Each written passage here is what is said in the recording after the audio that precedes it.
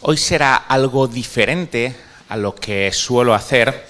Hoy tendremos un mensaje que es apologético. ¿Qué quiere decir esto? Quiere decir que no voy a estar mirando un texto, sino que lo que voy a hacer es dar argumentos para que veamos que la fe que tenemos, que lo que creemos es razonable. Y antes de empezar concretamente con ello, os presento algunos libros y algún autor que personalmente me gustan en este sentido, así que si los queréis conocer, os lo digo. En primer lugar, este autor, R.C. Sproul, es un teólogo y escribe también sobre apologética. No es que sea su tema, pero escribe también sobre apologética. Aparte de este libro, tiene otros. Y lo hace muy bien porque él ha estudiado filosofía. Hoy lo voy a citar a Sproul y además también él tiene un programa en podcast que es Renovando tu Mente. No es un programa apologético, pero sí es un programa de teología y a veces habla también de apologética. Otro autor es Michael Oates. Hoy no voy a citar prácticamente nada de él, pero os lo recomiendo también, qué tipo de Dios y qué tipo de esperanza. Estos libros son muy buenos. Él escribe de una forma clara y además profunda. No es fácil encontrar esto en la apologética. Normalmente nos encontramos con argumentos muy complicados de entender que nos alejan de querer entender la apologética, o a veces son argumentos simples. Pero combinar las dos cosas, explicarlo bien y además ser profundo, no es fácil. Michael Oates lo consigue y quien también es muy bueno en este sentido, de hecho es el que más me gusta, es Alister McGrath. Hoy tampoco voy a citar prácticamente nada de él, ya lo veremos otras veces, pero él a nivel apologético es, creo yo, de lo mejor que hay en la actualidad. ¿Vale? Entonces, los argumentos, lo que vamos a hablar, no son cosas que han salido de mi mente, ojalá y tuviera una mente tan privilegiada, pero sí son cosas que he ido estudiando con estos autores y con otros, y que creo que es muy relevante. Hace mucho tiempo estaba yo en EGB. Efectivamente, acabáis de deducir que soy anterior a los 80. Y estando en una clase de EGB, el profesor habló de una civilización en la que creían que si morían comidos por un cocodrilo, entonces irían al paraíso. Toda la clase nos empezamos a reír al pensar que esto es una tontería, el hecho de creerlo, y el profesor en ese momento dijo, pues no entiendo por qué os reís de esto, porque hoy en día hay personas que piensan que si mueren creyendo en Jesús, serán salvos. ¿Qué diferencia hay entre una creencia y la otra creencia? Porque en ambos casos son creencias por fe, y como es por fe, es sin falta de base sólida, es decir, sin evidencias, y por tanto podemos creer de la misma manera una cosa que la otra. Eso es lo que dijo mi profesor. Esto me dolió, pero no porque haya ofendido mi sentimiento religioso ni nada parecido, sino que me dolió porque él es una persona inteligente, es una persona con una carrera universitaria, por eso es profesor, es una persona de la cual te crees lo que dice, porque está día tras día explicándote cosas que te crees, y por tanto esto atenta directamente contra lo que yo creía. Y lo cierto es que no tuve una respuesta a estas objeciones. Pero la pregunta que nos hago ahora a todos es, ¿realmente es así? ¿Realmente es lo mismo creer que si uno muere comido por un cocodrilo irá al cielo, o creer que si uno muere creyendo en Jesús irá al cielo? ¿Realmente es lo mismo? Es decir, ¿hay algo más en alguna de las dos partes que le dé credibilidad? La Biblia nos dice en Hebreos capítulo 11 y versículo 3, por la fe creemos que Dios hizo el universo por medio de su palabra. Lo creemos por fe, igual que en aquella civilización creían por fe que si morían comidos por un cocodrilo, irían al paraíso. Pero ¿hay alguna diferencia entre las dos fes? ¿La fe que tenemos tiene algún sentido de lógica que avale que lo estamos creyendo de una forma coherente, que merece la última canción que hemos cantado? Es una canción que me gusta y que es correcta, pero viene a cuento con lo que estoy proponiendo ahora. Aunque mis ojos no te puedan ver, te puedo sentir. Sé que estás aquí. Aunque mis manos no pueden tocar tu rostro, Señor, sé que estás aquí. Y si pasamos al coro, dice, mi corazón puede sentir tu presencia, tú estás aquí, puedo sentir tu majestad, tú estás aquí, tú estás aquí. Nuestros ojos no le pueden ver, pero nuestro corazón puede sentir su presencia. ¿Tenemos algo más aparte de esto? Porque aquí puede haber alguien que diga, mira, mi corazón no siente la presencia de Dios. Y si la existencia de Dios depende de que le sintamos o no le sintamos, entonces su existencia es muy subjetiva. Y estamos reconociendo que no le podemos ver, pero que creemos en Él porque le sentimos. Este sentir es muy subjetivo. Uno puede sentirle y el otro no.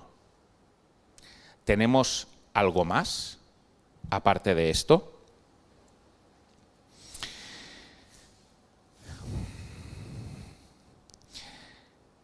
Tenía un ejemplo para dar, pero ahora mismo no tengo lo que necesitaba para el ejemplo, pero vamos a usar la imaginación, ¿vale?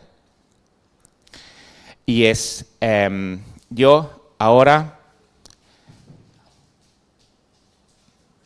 os digo que aquí, en esta mano, tengo un ticket de algo que he comprado con mi dinero. ¿Lo creéis o no lo creéis? Es una pregunta, aunque no lo parezca. ¿Sí? Vale. ¿Por qué lo creéis? Pues deduzco que pensáis, bueno, en parte, este tío parece fiable, y luego, además, tener un ticket sobre algo que él ha comprado no es algo tan excepcional, por tanto, es probable, de hecho lo más normal, es que sea verdad. ¿Sí? Lo estáis creyendo por fe, ¿verdad? Pero yo puedo ahora destrozar vuestra fe. ¿Y cómo la voy a destrozar? Pues de la siguiente manera, enseñándoos que de verdad tengo un ticket de una cosa que he comprado. Son las magdalenas que hemos comido antes. Cuando habéis visto el ticket, ya no estáis creyendo por fe, entonces creéis por vista. Por tanto, yo he destrozado vuestra fe. Pero la fe que teníais antes de ver el ticket, ¿era una fe razonable o no? ¿Sí? Sí, ¿verdad? No era una tontería creerse que yo tenía un ticket de algo que yo había comprado. El objetivo que me propongo hoy y que me propondré en sucesivas sesiones es que lleguemos a esta conclusión.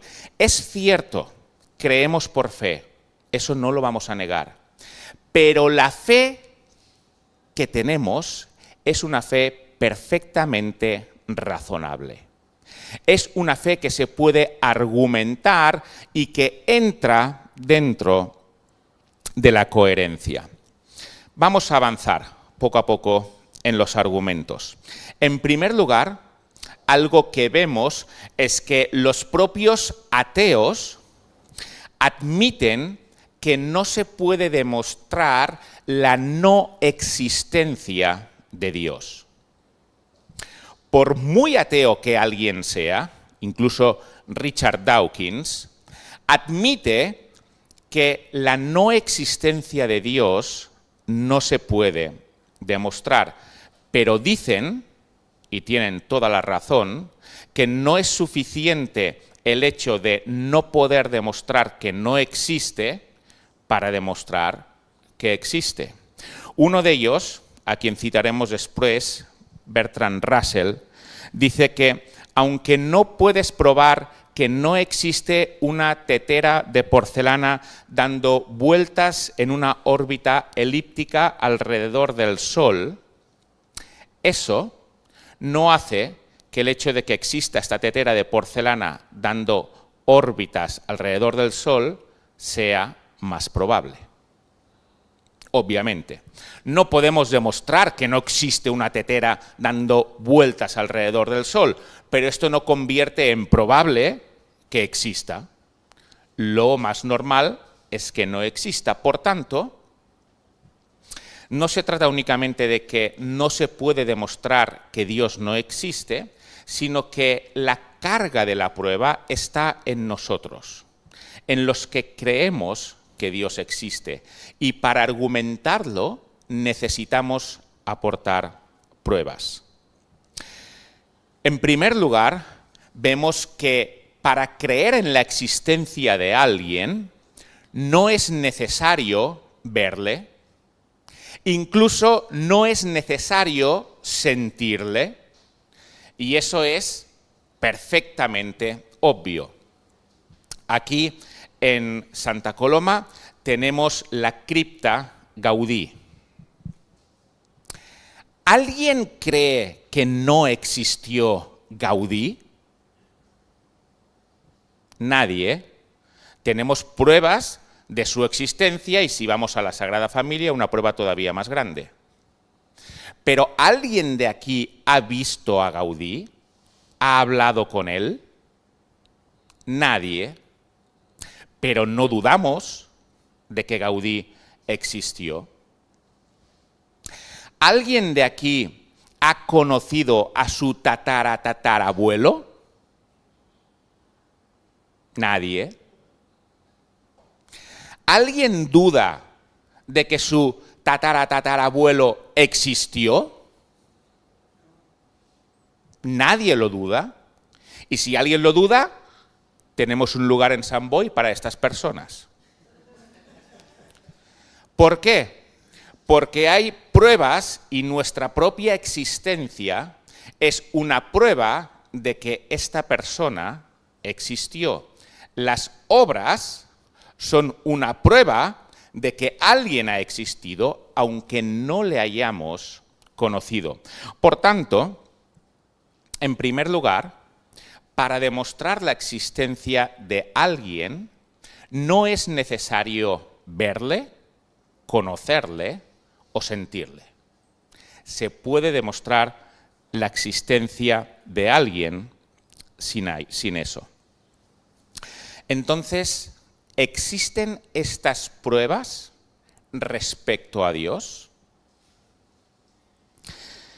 Osvaldo ha leído en el Salmo 19, los cielos cuentan la gloria de Dios y el firmamento anuncia la obra de sus manos.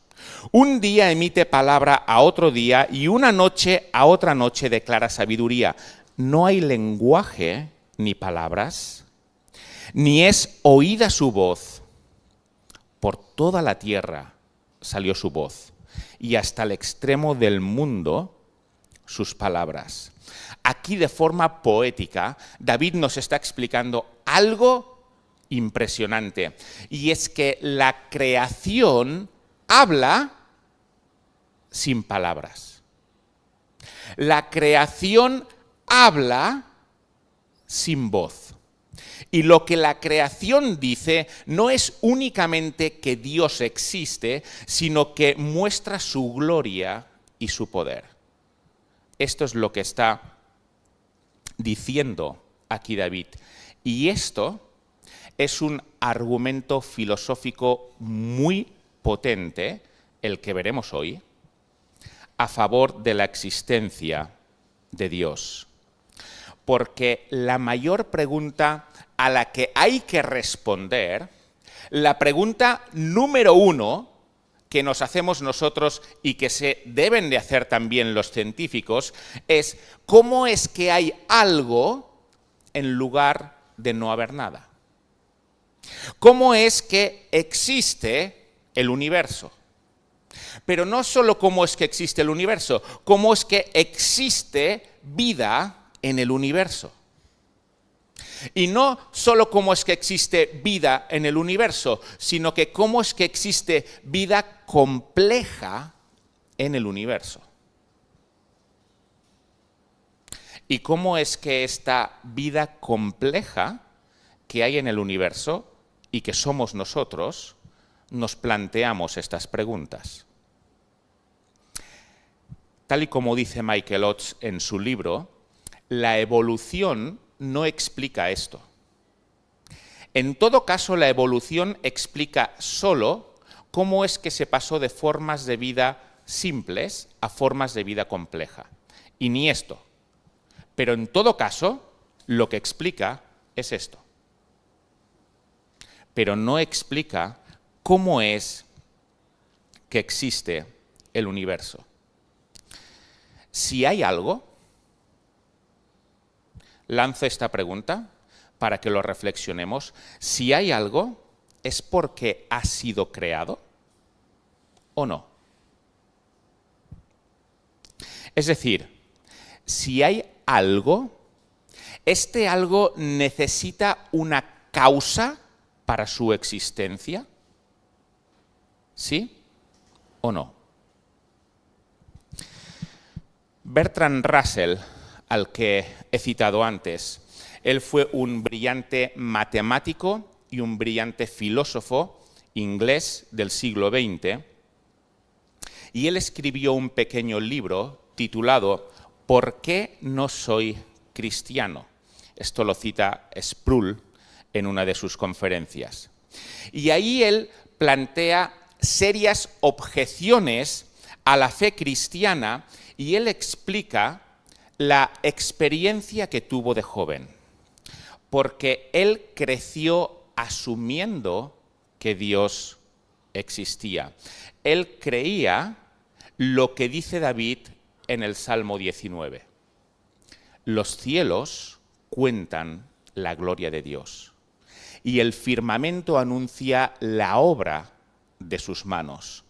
Él, como joven y desde pequeño, creía esto y era alguien que vivía con Dios. Él creció pensando que todo lo creado tenía que ser creado por una causa eterna. Pero a los 18 años, él leyó un ensayo de otro filósofo conocido, bueno, de John Stuart Mill, y Mill desafiaba este argumento de la existencia de Dios. Es decir, Mill decía, mira, Dios no es la causa por lo que todo existe. ¿Y cómo desafía Mill este argumento? Él dice, si todo debe tener una causa para existir, entonces Dios mismo debe tener una causa para existir. Y lo que sea que causó a Dios, también debe tener una causa para existir. Y de esta manera vamos infinitamente hacia atrás, de manera que no se puede parar. Porque si todo debe tener una causa para existir, entonces no solo la creación debe tener una causa para existir, sino que Dios también debe tener una causa para existir. ¿Y quién ha creado a Dios? Russell hace el siguiente comentario a raíz de la lectura de John Stuart Mill, y él dice, mira, tenemos que asumir que hay algo que existe sin una causa, porque si no, no hay explicación posible. Y si tenemos que asumir que hay algo que existe sin ninguna causa, ¿por qué no asumimos que esto es el universo? En lugar de pensar que es Dios. Ya que tenemos que creer que algo ha existido siempre, da lo mismo pensar que este algo que ha existido siempre es el universo, que pensar que lo que ha existido siempre es Dios. Tenemos que escoger. Y Bertrand Russell escogió creer que lo que ha existido siempre es el universo. Y por tanto, no hace falta una causa para Dios. No hace falta una causa para el universo. Y a raíz de esto, él se alejó de la fe. Ya no era una realidad para él el Salmo 19, y así fue hasta el final de su vida, que fue en 1970. Ahora, la pregunta que os hago es, ¿esto es cierto? Porque aquí estamos hablando de dos mentes brillantes. Bertrand Russell, crea lo que crea, es una mente brillante. Y John Stuart Mill también. Pero, ¿están en lo cierto?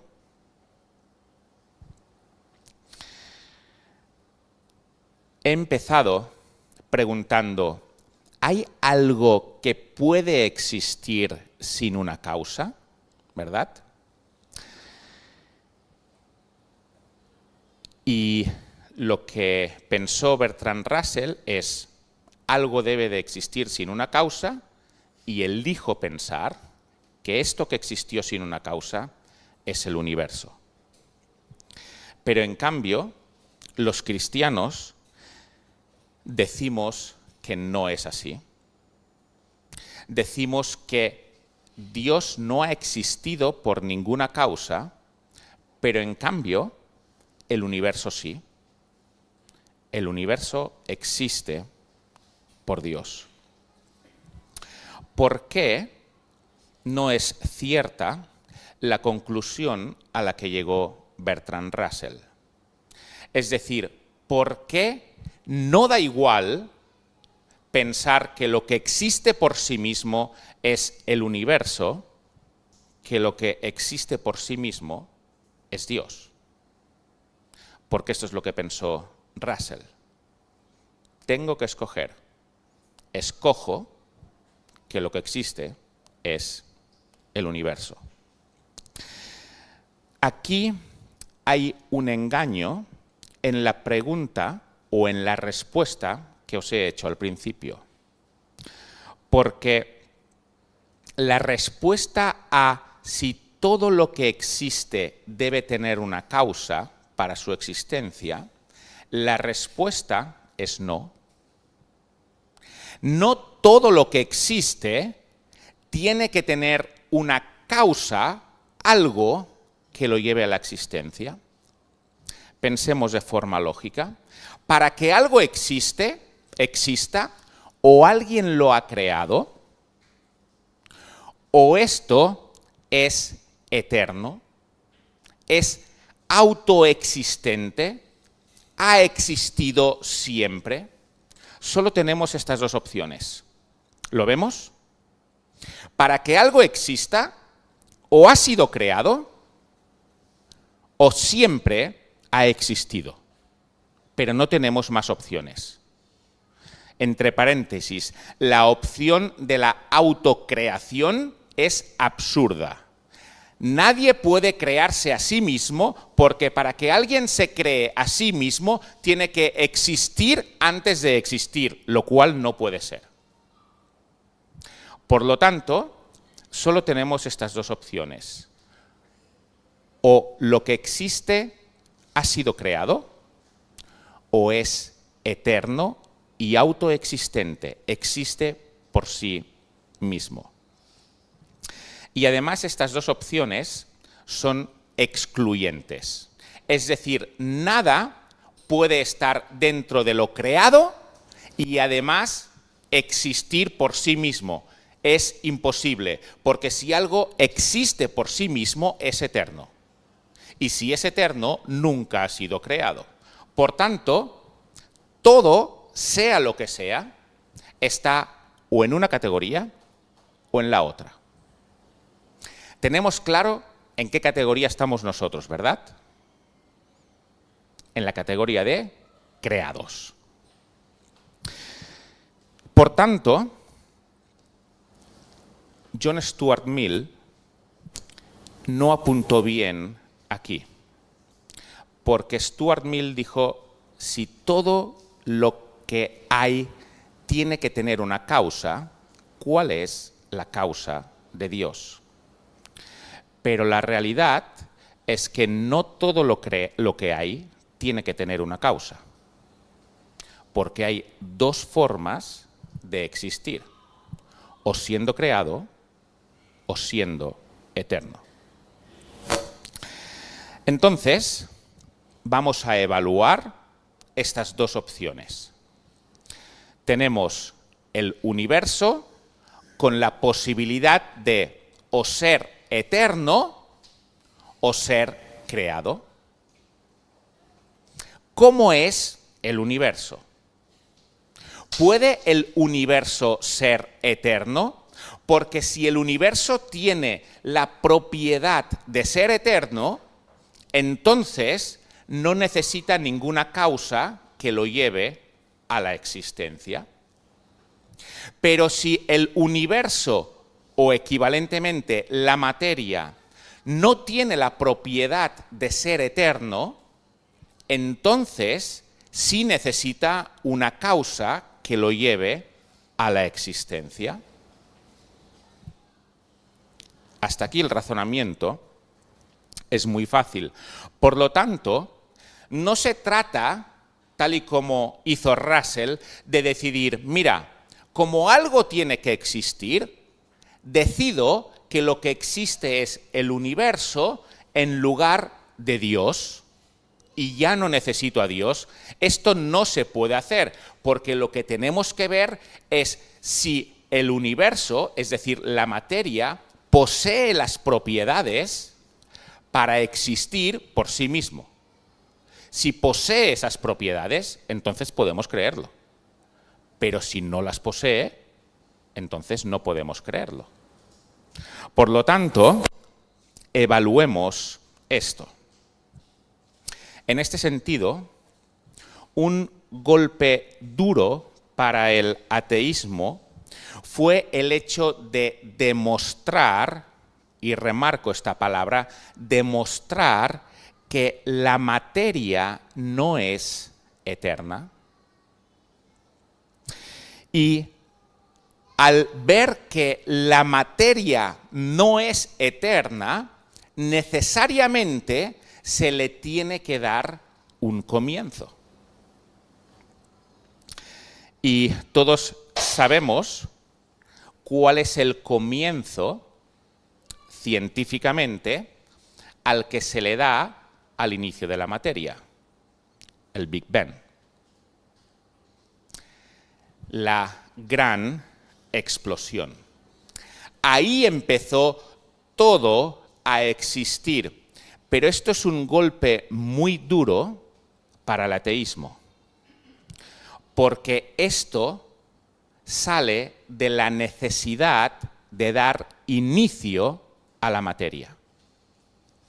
Si la materia es eterna, no tenemos que darle un inicio.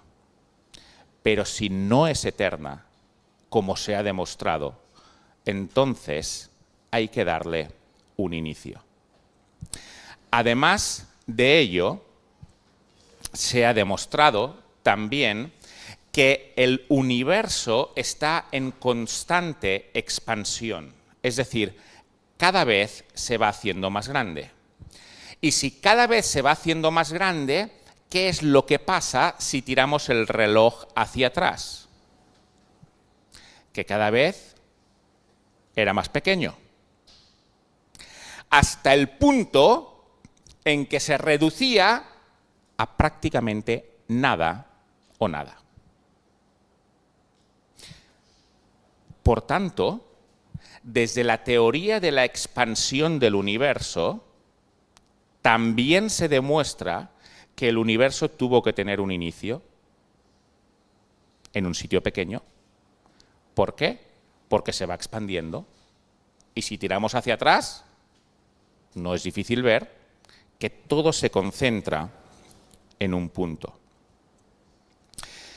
Georges Lemaitre, que fue quien propuso esta teoría del Big Bang, algo a lo que los ateos se acogen para demostrar la existencia del universo sin Dios, era un sacerdote católico. Quien propuso la teoría del Big Bang, que es la aceptada en la actualidad, era un cristiano. Era alguien que creía en Dios. Por lo tanto, es absurdo pensar que el Big Bang destruye la necesidad de Dios. Más bien es lo contrario. El Big Bang demuestra la necesidad de Dios, porque demuestra que la materia no es eterna.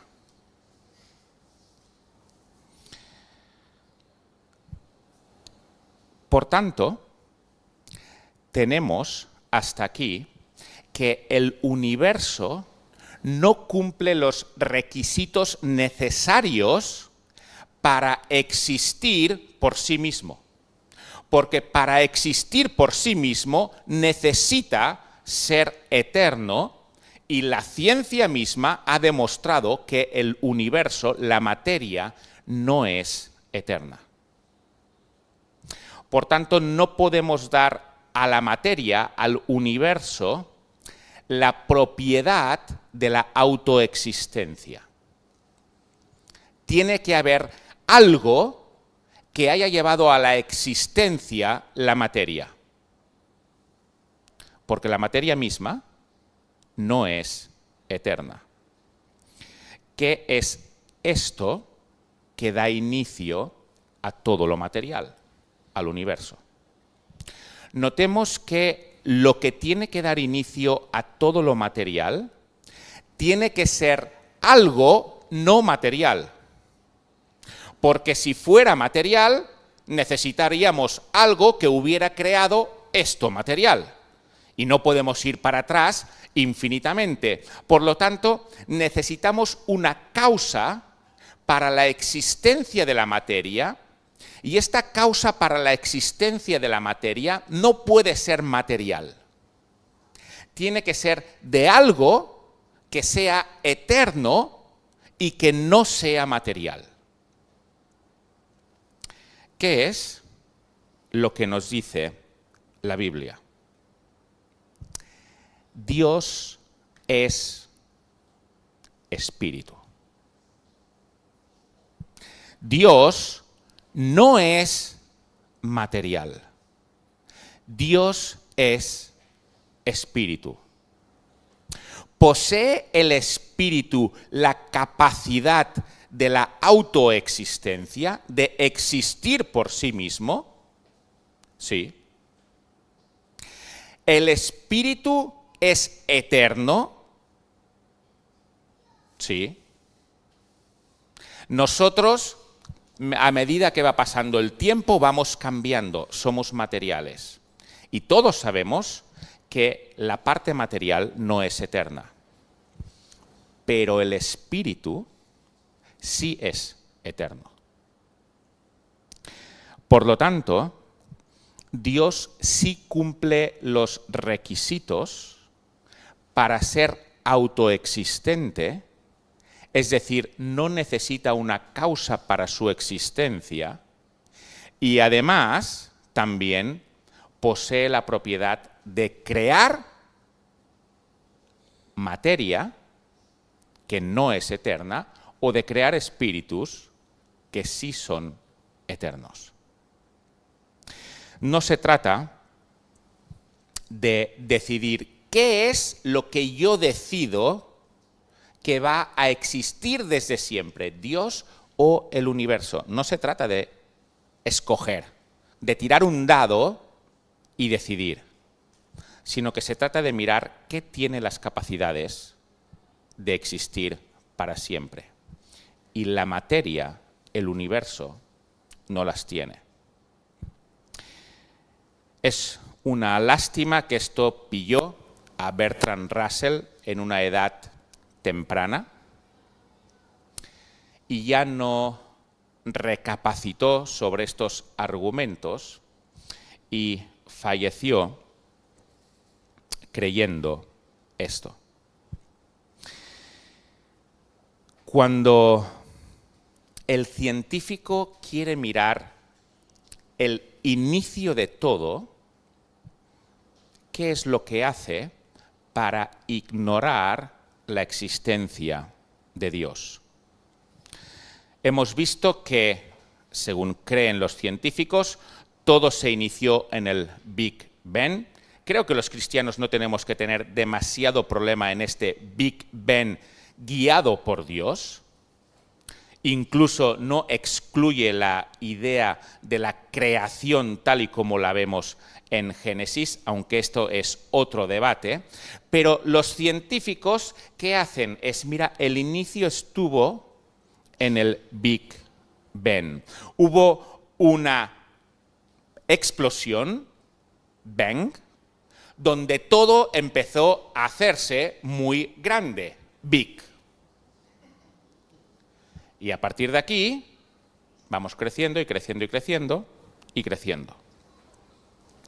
Ahora, si hubo un bang, si hubo una explosión, ¿qué es lo que originó, qué es lo que creó esta explosión? El teólogo que os he citado antes, R.C. Sproul, explica que tuvo una conversación con Carl Sagan. ¿Os suena? Carl Sagan. Él es un astrofísico, era un astrofísico famoso, científico, asesor de la NASA, consultor de la NASA, alguien que además tenía un programa de televisión sobre el universo, probablemente el astrofísico más famoso de toda la historia, y Sproul, hablando con él, le dice: Sagan, vamos a ver, ¿qué es lo que originó esta explosión? Y Sagan le responde, no me importa. A mí lo que me importa es lo que empieza a ocurrir un milisegundo después de la explosión. ¿Pero qué originó esa explosión? No me importa. ¿Vemos aquí alguna intención de ignorar algo? Es científico. Un científico reconocido a nivel mundial. Se supone que los científicos observan los fenómenos y quieren dar explicación a esos fenómenos. Estás hablando de un bang. ¿Qué originó ese bang? No me importa. Esa es la respuesta de Carl Sagan. Esto es una ceguera voluntaria para eludir el hecho de que si en lugar de mirar un milisegundo después de esa explosión, te vas a un segundo antes de esa explosión, llegas a Dios.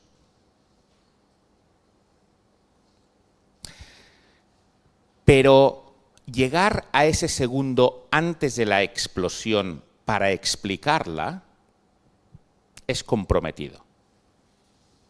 Llegar a Dios es comprometido.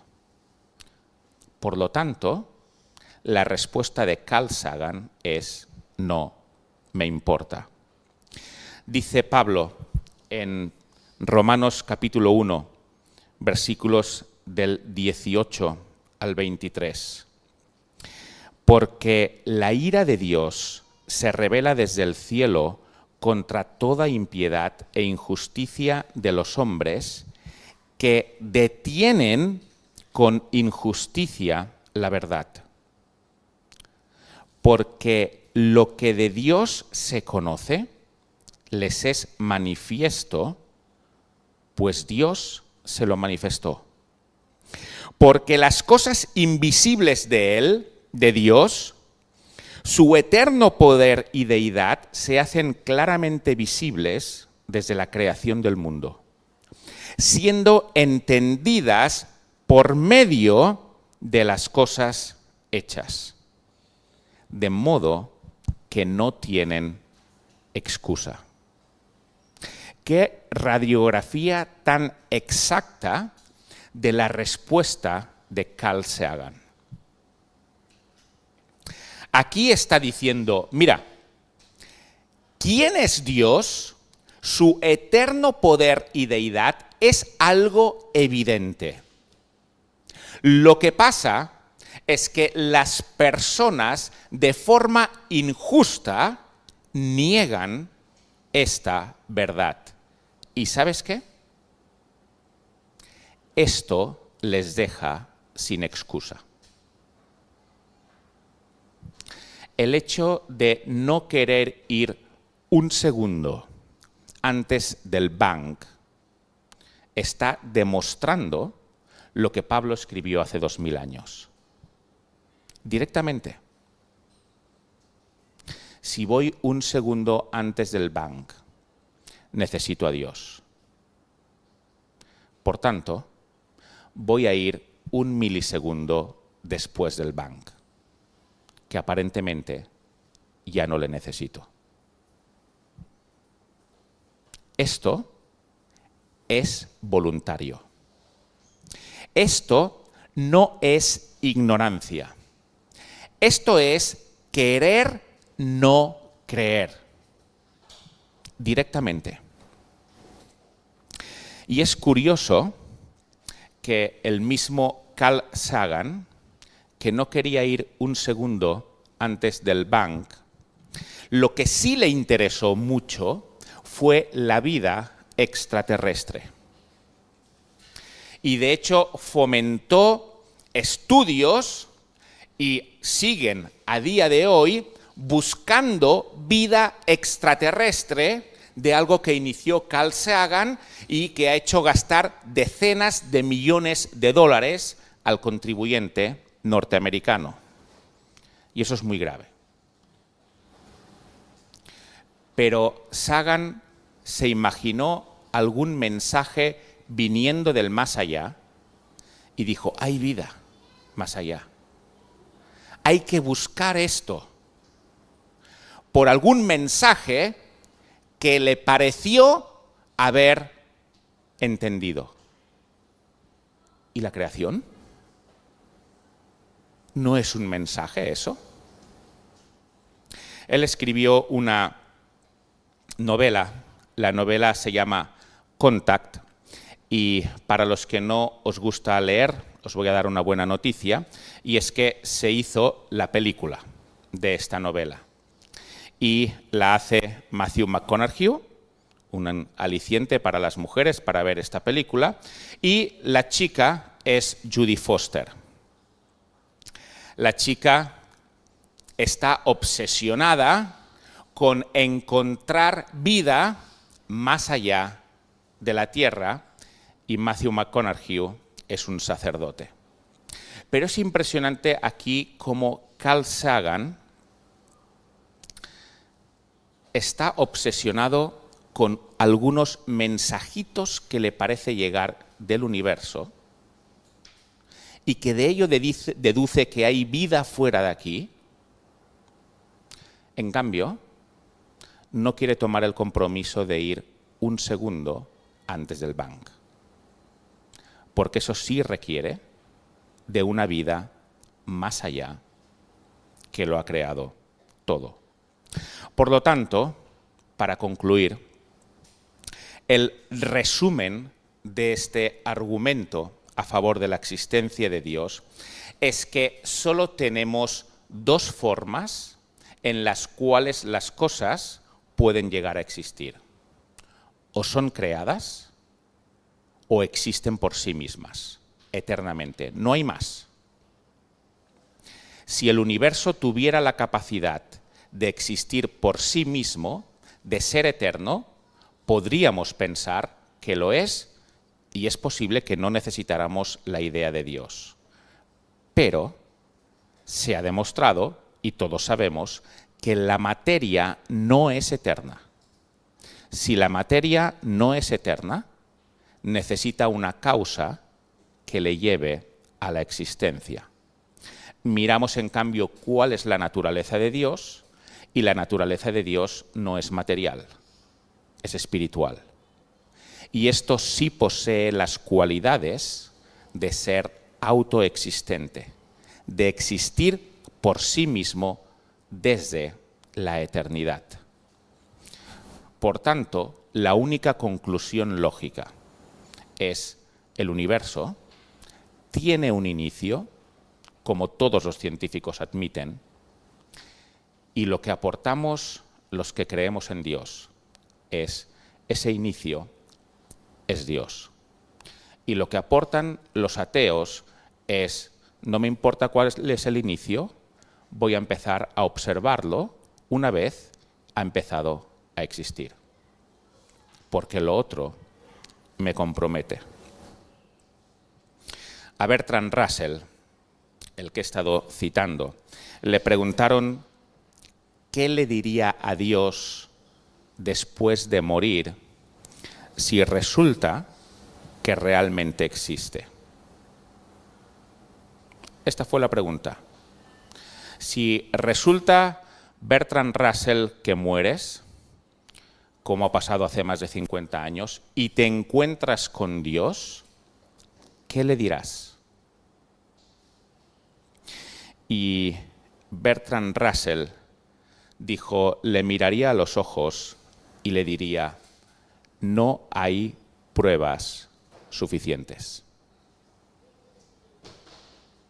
Qué ceguera, ¿verdad? Qué lástima. Se cuenta que estaba Isaac Newton paseando una noche estrellada con un amigo. Isaac Newton, el gran científico, como sabéis, también era cristiano. Él creía en Dios. Y el amigo le dijo: dame una prueba de la existencia de Dios. Y Isaac Newton le dijo, mira arriba, ahí la tienes. Los que miran arriba y ven pruebas de la existencia de Dios no son ignorantes. Reconocen lo que es lógico. Isaac Newton no era un ignorante. Es uno de los mejores científicos de toda la historia. Pero, teniendo la misma capacidad, unos ven a Dios y otros dicen, déjame empezar a pensar un milisegundo después, que me quedo más tranquilo. Pues seguiremos. Hemos visto solo un argumento, pero que todo esto contribuya a saber que lo que creemos no es una tontería y que no es lo mismo creer en Dios y en Jesús que creer que si uno muere comido por un cocodrilo, irá al cielo. No tiene nada que ver una cosa con la otra. En ese caso, el ignorante era mi profesor. Pues que Dios nos bendiga.